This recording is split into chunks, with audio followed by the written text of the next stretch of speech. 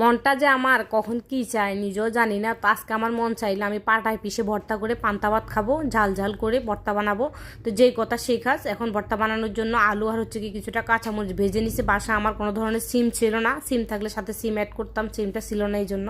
এখানে আমি এক পিস মাছও ভেজে নিচ্ছি, রুই মাছ। তো মাছটা ভেজে সব কিছু রেডি করলাম, আর এখন ভর্তা বানাবো।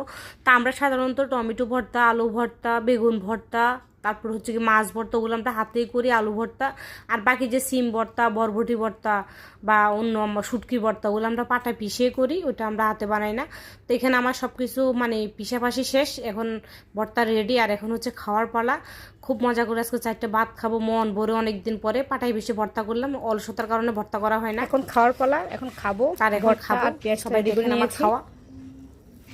যে ভর্তা নিলাম আর পেঁয়াজ নিলাম 2 পিস, আর এখন খাবো খুব মজা করে। যারা যারা পান্তা খাইতে চান অবশ্যই চলে আসেন ভর্তা দিয়ে।